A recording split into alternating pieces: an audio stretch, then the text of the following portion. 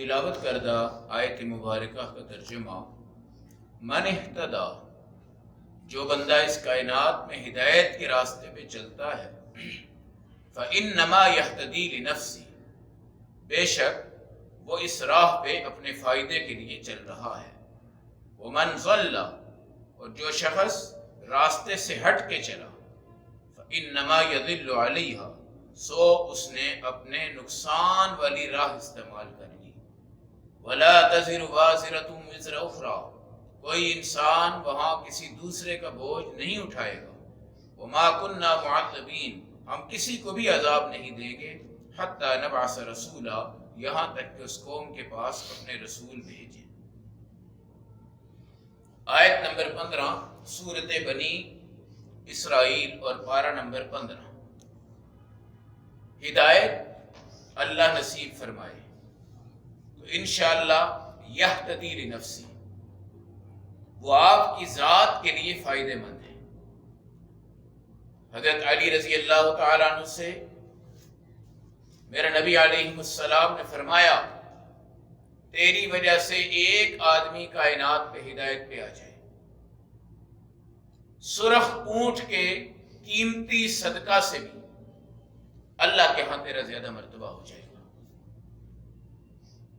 ہدایت کی زندگی، وہ زندگی جس کے اوپر آپ کو اللہ اور اس کا رسول اور اس کا دین نصیب ہوتا ہے،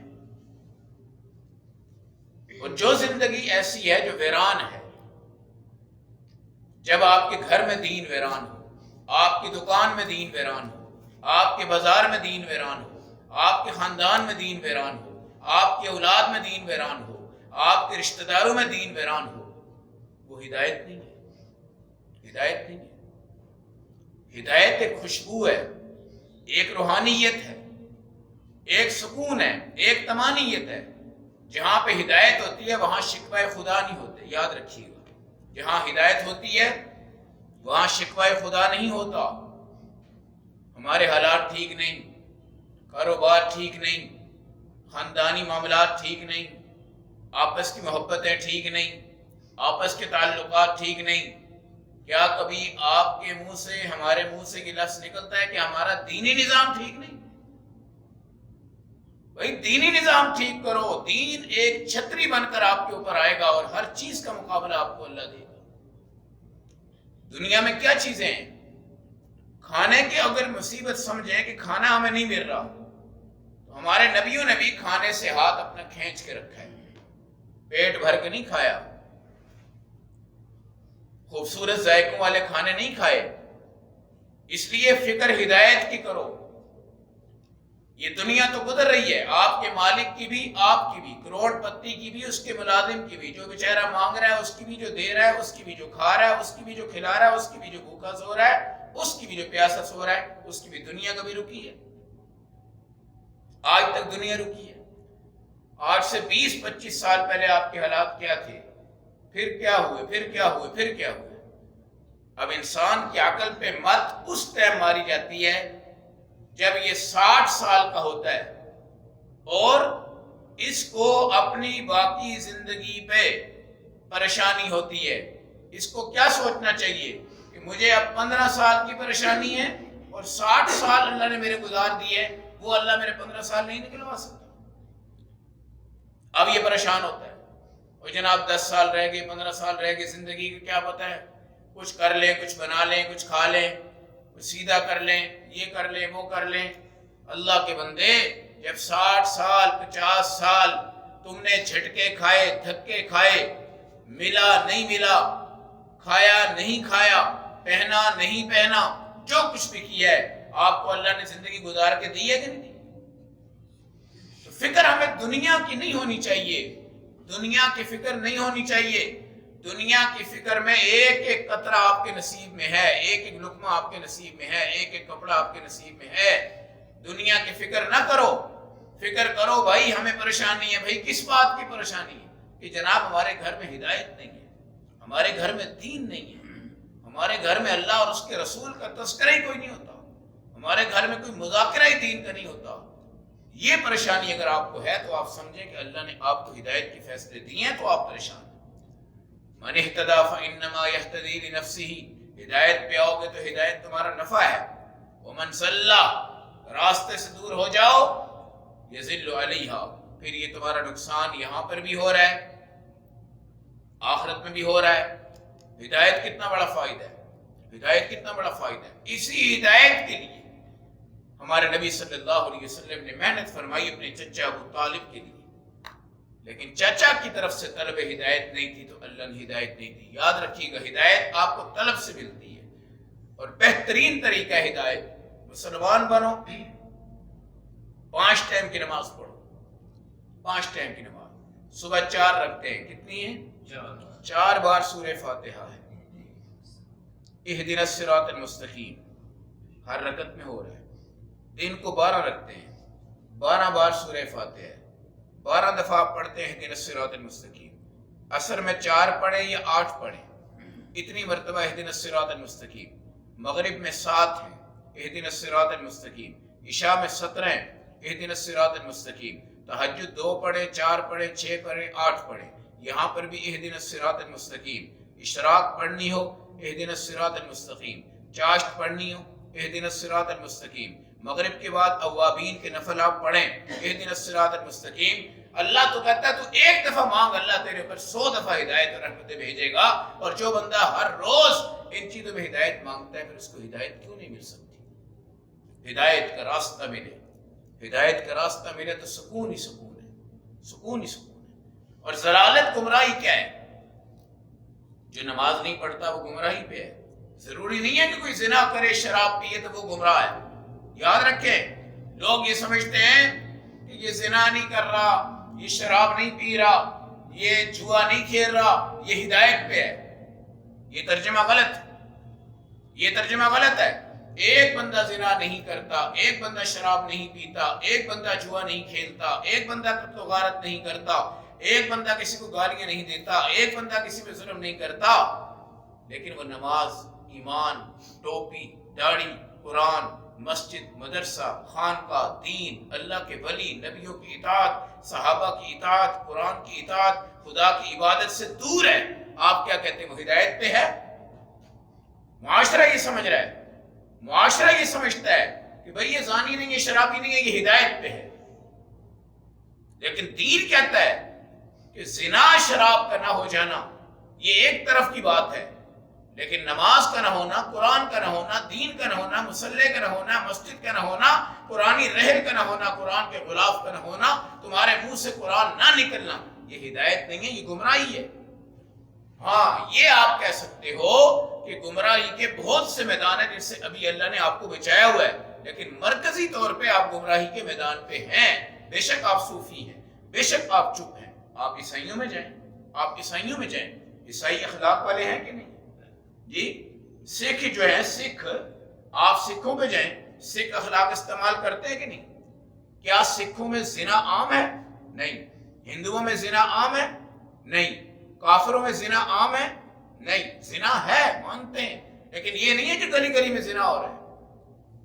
اب سکھ بھی زنا میں کم ہیں، مسلمان بھی اتنے ہی ہیں، کافر بھی اتنے ہی ہیں. اگر شراب زنا کی بات کی جائے، اگر آپ کہیں گی سکھ تو بڑے شریف ہیں، سکھ تو بڑے اخلاق والے ہیں، وہ تو بڑی خدمت کرتے ہیں، وہ تو بڑی دعوت دیتے ہیں، وہ تو بہت پیار کرتے ہیں، وہ تو مسکرا کے ملتے ہیں، وہ ہدایت پہ ہیں، یہ ترجمہ ٹھیک ہے؟ آپ کیا کہیں گے؟ سکھ ہدایت پہ نہیں، عیسائی ہدایت پہ نہیں، یہودی ہدایت پہ نہیں، مشرک ہدایت پہ نہیں، منافق ہدایت پہ نہیں. اب وہی سوال کہ جناب وہ تو زنا بھی نہیں کرتے، شراب بھی نہیں پیتے، جوا بھی نہیں کھیلتے، گالی بھی نہیں نکالتے، قتل بھی نہیں کرتے، کچھ بھی نہیں کرتے، وہ ہدایت پہ ہیں. آپ کیا کہیں گے؟ کلمہ نہیں ہے اور دین نہیں ہے، کلمہ نہیں ہے اور دین نہیں ہے. کوٹھی، گاڑی، پیسہ، دولت، دسترخوان، اخلاق، پیار، سلام، سب کچھ ہے، مگر ہدایت نہیں ہے. آج مسلمان بھی اس ترجمے کو سیکھے، اس ترجمے کو سیکھے کہ ہدایت کا یہ مطلب نہیں ہے کہ جو زنا شراب کرے تو تم کہو یہ گمراہ ہے، جو نہ کرے تم کہو یہ ہدایت پہ ہے. ہدایت پہ وہ بندہ ہے جس سے ایمان کی جھلک نظر آئے، جو نماز کے بغیر اپنی زندگی نہ جی سکے، جو قرآن کے بغیر اپنے سانس آگے نہ بڑھا سکے، جو اللہ کے ذکر کے بغیر اپنے سانس کو بیکار سمجھتا ہو. یہ جو اللہ اللہ کرنے والے بزرگ ہیں، یہ جو آپ کو ذکر سکھاتے ہیں، یہ جو آپ کو بٹھاتے ہیں، یہ جو آپ کو مراقبہ کرواتے ہیں، یہ جو آپ کو آیت کریمہ لا الہ الا اللہ کے ورد، لا الہ الا اللہ، لا الہ الا اللہ، لا الہ الا اللہ، یہ کیا ہے؟ یہ کہتے ہیں ہمارا جو سانس ہے ایک دفعہ جا رہا ہے نا، یہ سانس دوبارہ نہیں آئے گا، اگلا آئے گا، اگر وہ جا رہا ہے پھر اگلا آئے گا، وہ جا رہا ہے پھر وہ اگلا آئے گا۔ کوئی بندہ یہ کہ میرے سانس واپس آئیں گے، یہ حالت ہے۔ اس لیے ہدایت کا ترجمہ معاشرے کو بتانا چاہیے، ہدایت کا ترجمہ مسلمان کو سکھانا چاہیے کہ جس کے گھر ویران ہیں وہ مردے ہیں، وہ مردے ہیں، وہ مردے ہیں۔ ارب پتی آدمی 10 گاڑیوں کے اوپر بیٹھے، قالین کے اوپر بیٹھے، صوفے پہ بیٹھے، لاکھوں روپے کے بیڈ پہ سوئے، اے سی چلائے، کھانا پینا اس کے بیڈ پہ جائے، نوکر اس کے سینکڑوں ہوں، خادم اس کے ہزاروں ہوں، دنیا اس کی عزت کرے، دنیا اس کا نام و نہاد کام کرے، اس کو ایک بھی نقصان نہیں ہے، لیکن ایک لفظ اللہ کے دین کا اس کے منہ سے نہیں نکلتا، یہ بندہ گمراہ ہے، ہدایت پہ نہیں ہے۔ اس حساب سے آپ دیکھیں کیا ہمارے گھر میں 100% ہدایت ہے یا ہم بھی گمراہ ہیں؟ اب جس کی بیوی دین سے دور ہے وہ گمراہ ہے کہ نہیں؟ کوئی نہیں کہتا گمراہ ہے، وہ ٹھیک ہے جی مسلمان ہے جی۔ تو میں نے وہی مثال دے دی آپ کو کہ ہندو سکھ کافر بھی تو اخلاق استعمال کر سکتے ہیں، ہنس سکتے ہیں، تمہاری خدمت کر سکتے ہیں، تمہارا دھیان رکھ سکتے ہیں، تمہارا علاج کر سکتے ہیں۔ ویلفیئرز، NGOز انہوں نے بنا کے دنیا کو یہ پولیو کے قطرے، دوسرے قطرے، تیسرے قطرے، یہ ٹائیفائڈ کی ویکسین ہے، یہ فلاں فلاں چیزیں، کتنے اچھے کام ہیں۔ لیکن افسوس کیا ہے؟ ہمارے نبی کو کیا افسوس تھا؟ ابو طالب نے خدمت کی ہے، کھلایا، پلایا، پیار کیا ہے، دشمنوں سے بچایا ہے، آپ کی حفاظت کی ہے، آپ کی سیکورٹی کی ہے، آپ کے کپڑے صاف کیے ہیں، آپ کو نہلایا ہے، دھلایا ہے۔ ابو طالب نے کون سی کسر چھوڑی ہے؟ لیکن دکھ کیا تھا آپ کو کہ میرا چچا ہدایت پہ نہیں ہے۔ من اہتدی فانما یہتدی لنفسہ، جو ہدایت پہ آئے گا وہ نفع میں رہے گا، جو ہدایت سے دور جائے گا گمراہ ہوگا، وہ اپنے نقصان اٹھائے گا۔ ولا تزر وازرۃ وزر اخری، کوئی کسی کا بوجھ نہیں اٹھائے گا۔ آج یہ جعلی پیروں نے مسلمان کو تباہ کر دیا، اور آج یہ جعلی مولوی، جعلی علماء، بے شک میرا جیسا بندہ بھی بیچ میں کیوں نہ ہو، انہوں نے دنیا کو گمراہ کر دیا ہے۔ کس بات پر؟ کوئی مسئلہ نہیں ہے، کوئی مسئلہ نہیں ہے، ہمارے ہاتھ پہ بیعت کرو، ہماری توجہ ہے خاص لیا کرو۔ کیا لیا کرو؟ نظر رحمت ڈال دیں ہمارے اوپر۔ کیا ڈال دیں؟ کوئی جناب خاص کرم کر دو، خاص نظر کر دو، خاص کرم کر دو، خاص نظر۔ قرآن سے بہترین کسی کی نظر ہے؟ یہاں تو تمہیں اللہ دکھائی دے رہے ہیں، قرآن میں تمہیں خدا کا کلام ہے۔ یہ باتیں ہماری اس وقت اللہ کے ساتھ ہو رہی ہیں۔ جب آپ کا دل کرے اللہ سے بات کرنی ہے، فَلْيَقْرَئِ الْقُرْآنَ، تو قرآن کو پڑھو، تمہاری اللہ سے بات شروع۔ اور جا کے مدرسوں میں دیکھو، صبح نماز کے وقت سے لے کے عشاء کی نماز تک ہمارے چھوٹے چھوٹے معصوم بچے قرآن پڑھ رہے ہوتے ہیں، رب سے باتیں کر رہے ہوتے ہیں، رب سے ہم کلام ہو رہے ہوتے ہیں۔ ان سے کافروں کو ڈر ہے کہ یار بڑے بڑے مولویوں تو خیر ہے نہیں، انہوں نے کیا کرنا ہے؟ نماز پڑھانی ہے تو 2-4 منٹ کی بات کر دینی ہے، باقی تو گئے۔ لیکن یہ جو معصوم بچے ہر وقت قرآن، ہر وقت قرآن، ہر وقت قرآن، ہر وقت قرآن، ہر وقت قرآن، ان کا انتقام تو پھر خدا لے گا اگر ان کو چھوڑیں گے، اگر ان کو چھیڑیں گے۔ وَلَا تَزِرُ وَازِرَةٌ وِزْرَ أُخْرَىٰ، کوئی کسی کا بوجھ نہیں اٹھائے گا۔ میرے نبی نے اپنی بیٹی سیدہ فاطمہ رضی اللہ تعالیٰ عنہ سے فرمایا، اے فاطمہ تو بے شک بنت محمد ہے، لیکن یہ مت سمجھنا کہ میری بیٹی ہونے کی وجہ سے تیرا کام جنتی بنے گا۔ تو اپنے عمل کر لے، اپنا کام کر لے، اپنی محنت کر لے، اپنے دین پہ چل کر آ۔ چنانچہ رسول پاک علیہ السلام کی 11 بیویاں ہیں، ان کی آپ عبادت دیکھیں، ان کی نماز دیکھیں، ان کی تسبیحات دیکھیں، ان کا علم دیکھیں، ان کا دین دیکھیں، ان کی حدیث دیکھیں۔ ہمارے نبی کی 4 بیٹیاں ہیں، اس میں سیدہ فاطمہ الزہرا بہترین عبادت گزار عورتوں میں سب بیٹیوں سے آگے ہے، اور پوری رات کھڑے ہو کے پورا قرآن ختم کر رہی ہے، چکی چلا رہی ہے، سبحان اللہ پڑھتی ہے، الحمدللہ پڑھتی ہے، اللہ اکبر پڑھتی ہے۔ اما عائشہ رسول پاک کی زوجہ ہیں، 9 سال حضور پاک کے ساتھ رہی ہیں، ان کے بستر پہ، کمرے میں، حجرے میں، تمام چیزوں میں وحی آیا کرتی تھی، اور جب وحی آتی تو ان کو جبرائیل اور خدا کی طرف سے سلام بھی آیا کرتا تھا۔ لیکن رسول کریم صلی اللہ علیہ وآلہ وسلم کی یہ زوجہ حضرت عائشہ رضی اللہ تعالیٰ عنہ صدقے میں آگے، نماز میں آگے، قرآن میں آگے، حفظ میں آگے، حدیثوں میں آگے، اور ذرا ذرا سی کوئی اونچ نیچ ہوتی 40 غلام کیا کر دیتی تھی؟ آزاد کر دیتی تھی، ہر وقت رویا کرتی تھی۔ آپ بتائیں نبی کی بیویوں کی بخشش عمل کی بنیاد پر ہے یا نبی کی بیوی ہونے کی بنیاد پہ؟ عمل کی بنیاد۔ اما فاطمہ کی بخشش کیا عمل کی وجہ سے ہے یا صرف نبی کی بیٹی ہونے کی وجہ سے؟ اور آج یہ پیر شیطان کیسے کہتے ہیں تم نماز نہ پڑھو، داڑھی نہ رکھو، عیش کرو، مولویاں نے تو ایویں ہی چکڑے پایا ہے، پھنسایا ہوا ہے۔ اور لوگ تلاش کرتے ہیں دین، آسان مولوی، آسان مفتی، آسان بابا، آسان پیر۔ عورتیں بھی تلاش کرتی ہیں آسان پیرنیاں ہو، آسان مولوی ہو، آسان سا کوئی نسخہ بتائے، سیدھا کہاں چلے جائیں گے ہم؟ جنت میں چلے جائیں گے۔ وہ ایک پیر صاحب تھے، ان کے مرید نے کہا حضرت آپ بتائیں میں آپ کے ہاتھ پہ بیعت کرتا ہوں تو آپ میرے لیے کیا کر سکتے ہیں؟ آپ نے فرمایا تو سیدھا جنت میں میرے ساتھ جائے گا۔ کیا کرے گا؟ پل صراط بھی پار کروا دوں گا تجھے۔ اچھا، انہوں نے کہا بھائی تو دنیا میں میری کیا خدمت کرے گا؟ اس نے کہا جی اتنے مربع زمین آپ کے نام، اتنے مربع زمین آپ کے نام۔ اب پیروں اور مریدوں کا نظام ہے۔ اب پیر صاحب کہتے ہیں اچھا بھائی مجھے وزٹ تو کروا، کون سی زمین میرے نام ہے؟ کون سی زمین میرے نام ہے؟ اب وہاں پہ پانی لگانے کی نالی تھی، پیر صاحب اس کے اوپر چل رہے، سلپ ہوا پاؤں اور وہ جا کے نالی میں گرے۔ اب اس کو اللہ کی طرف سے ہی سمجھ میں آ گئی، اس نے کہا میں تو عقل کا اندھا ہوں، یہ پیر تو پانی کی نالی نہیں کراس کر سکا، پل صراط اس نے کیا کرنا ہے؟ پل صراط مجھے کیا کراس کروانا ہے؟ یہ جہالت ہے۔ وَلَا تَزِرُ وَازِرَةٌ وِزْرَ أُخْرَىٰ، ایک ذرہ بھی کوئی بندہ کسی کا بوجھ نہیں اٹھائے گا۔ سب سے بہترین رشتہ ہوتا ہے ماں کا اور بیٹے کا، باپ کا بیٹے کا۔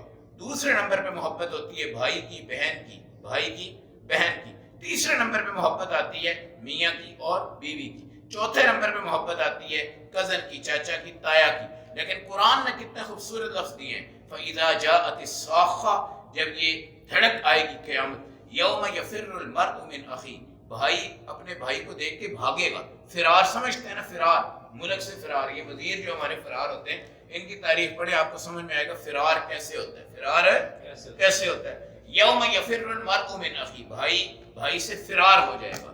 امی، بیٹا اپنی ماں کو دیکھ کر فرار اختیار کرے گا۔ صاحبتہ، بیوی کو خامد دیکھے گا اس سے راہ فرار اختیار کرے گا۔ بنی، اور بیٹے کو باپ دیکھے گا اس سے راہ فرار اختیار کرے گا۔ لِكُلِّ امْرِئٍ مِّنْهُمْ يَوْمَئِذٍ شَأْنٌ یُغْنِیہ، ہر بندہ اپنی اپنی حالت میں ہوگا۔ پیر ادھر ہوگا، مرید ادھر ہوگا، شیطان ادھر ہوگا، ابلیس ادھر ہوگا، منافق ادھر ہوگا، مشرک ادھر ہوگا، اور یہ سارے بڑے شیطان کو دیکھیں گے۔ کیا دیکھیں گے؟ بڑے شیطان کو، یار ہمارا کچھ کرو، ہمارا کچھ کرو۔ شیطان کیا کہے گا؟ سنو، ابلیس کیا کہے گا؟ وہ جاہلو پاگلو، تمہارے ہاں درس قرآن ہوا، 6666 آیتوں میں رب نے تمہیں بلایا، جہنم سے دور کرنے کے نسخے، جنت کے قریب آنے کے ذکر، عذاب کے تذکرے، جہنم کا ذکر، پل صراط کا ذکر، جہنم کی آگ، اس کی گرمائش، اس کی تپش، جنت، اس کی نعمتیں، اس کی حوریں، اس کے پھل، اس کے میوے، اس کی تمام چیزیں۔ اور پھر نبی تمہارے پیچھے آئے، رسول تمہارے پیچھے آئے، پھر یہ تبلیغی جماعت والے تمہارے در در پہ، گھر گھر پہ، دکان پہ، میدان پہ ہاتھ جوڑ جوڑ کے تمہیں اللہ کی طرف لانے والے تھے۔ تم کتنے پاگل نکلے ہو۔ میں ایک ابلیس تھا، تم نے میری بات سن کے مجھے پیر بنا لیا، اور تم نے اپنے نبی کو چھوڑا اور رسول کو چھوڑا اور قرآن کو چھوڑا اور نماز کو چھوڑا اور علماء کو چھوڑا اور تبلیغی جماعت والوں کو چھوڑ دیا۔ تم تو پاگل تھے، جاہل تھے، تم تو پاگل تھے، جاہل تھے۔ اب میں تو اپنی مصیبت میں پڑا ہوں، میں نے تمہیں کیا بچانا ہے؟ میں نے تمہیں، اب وہ اللہ کی طرف لوٹیں گے، یا اللہ ہم سے غلطی ہو گئی، یہ بدبخت نکل گیا اور اس نے ہمیں کیا کیا؟ دھوکہ دیا، ہمیں ایک زندگی اور دے دی۔ یقول الکافر یا لیتنی کنت ترابا، ہم مٹی بن کے دوبارہ آئیں۔ اس لیے یہ آیت دھڑک دھڑک کر انسانوں کے اندر جانی چاہیے کہ کوئی کسی کا بوجھ نہیں اٹھائے گا، کوئی کسی کی بخشش نہیں کروائے گا، کوئی کسی کا نظام نہیں کروائے گا۔ ایک حافظ کروائے گا، رسول پاک کروائیں گے، جی، جو سفارشات کے حق ہیں قیامت کے دن۔ لیکن یہ بھی ان کے لیے نہیں ہے جن کے پیروں نے کہا رکھو یہاں پہ ہاتھ، بس پھر گیا ہاتھ، ٹھیک ہے، تم نے کچھ بھی نہیں کرنا، ہم جانے ہمارا کام جانے، خدا جانے، ہم جانے، پلسرات جانے، ہم جانے، ہم تمہیں کروائیں گے پار، ہم تمہیں کروائیں گے پار۔ اور قرآن کہتا ہے وَمَا كُنَّا مُعَذِّبِينَ حَتَّى نَبْعَثَ رَسُولًا، ہم عذاب تب تک نہیں دیتے جب تک تمہارے پاس رسول نہ ہے۔ رسول کے دو ترجمے، کتنے؟ ایک تو جو مستند نبی ہوتا ہے اس کو بھی کیا کہتے ہیں؟ رسول۔ ایک رسول ہوتا ہے جو کوئی بھی امتی جا کر کسی کو دین سکھا دے، اس کو کہتے ہیں اردو میں قاصد۔ کیا کہتے ہیں اس کو؟ قاصد۔ دوسرے لفظوں میں ایلچی۔ تیسرے نمبر پہ اس کو کیا کہا جاتا ہے؟ تبلیغ۔ کیا کہا جاتا ہے؟ تبلیغ۔ یہ عربی کا لفظ ہے، آپ یہ مت سمجھیے گا کہ میں رسول کے ساتھ کوئی رسول سب کو بنا رہا ہوں، نہیں۔ ایک رسول ہے شرعی رسول جو کہ امام ہوتا ہے، پھر آگے اس کے مقتدی ہوتے ہیں، پھر وہ مقتدی اس کے دین کو پوری دنیا میں سپلائی کرتے ہیں، ان کو رسول رسول کہا جاتا ہے۔ ان کو کیا کہا جاتا ہے؟ رسول رسول، یعنی رسول نہیں ہے لیکن رسول کا قاصد ہے، رسول کا ایلچی ہے، رسول کا شاگرد ہے، رسول کا صحابی ہے، رسول کا امام ہے۔ یہاں پر بھی یہ ترجمہ ہے کہ جب تک ہم رسول شریعت، یعنی وہ دین پہنچانے والا بندہ، چاہے وہ تبلیغی جماعت کا ہو، چاہے وہ کوئی خطیب ہو، چاہے وہ امام ہو، چاہے وہ مفتی ہو، چاہے وہ کوئی بھی ہو، ہے رسول پاک کا متبع، وہ آپ کو دین پہنچائے گا، تب جا کے عذاب آئے گا اگر آپ اس دین پہ نہیں چلیں گے۔ علماء لکھتے ہیں اگر کسی کے پاس رسول بھی نہیں آئے اور رسول کا پیغام بھی نہیں آیا، رسول بھی نہیں آئے، رسول کا پیغام بھی نہیں آیا، تو جتنے بھی گناہ ان سے ہوئے ہیں نا، اس پر ان کو عذاب نہیں ملے گا، کیونکہ اللہ پہلے پوری ترتیب بناتے ہیں پھر عذاب دیتے ہیں۔ ایک کافر ہے جو کہ حربی ہمارے ملک میں جنگ کرنے آتا ہے اور ہم اس کو پکڑتے ہیں اور پکڑ کر قید کرتے ہیں، پھر وہ کہتا ہے مجھے کیا کر دو؟ مسلمان کر دو۔ ٹھیک ہے، اس نے کلمہ پڑھ لیا، لیکن آگے اس کو فرائض کا پتہ نہیں چلا، واجبات کا پتہ ابھی نہیں چلا، شریعت کی باریکی کا پتہ نہیں چلا، لیکن مسلمان ہو گیا۔ اب ہم یہ نہیں کہہ سکتے کہ اس نے نماز چھوڑی ہے، اس نے فرائض چھوڑے، اس نے واجبات چھوڑے، اس کو عذاب دو۔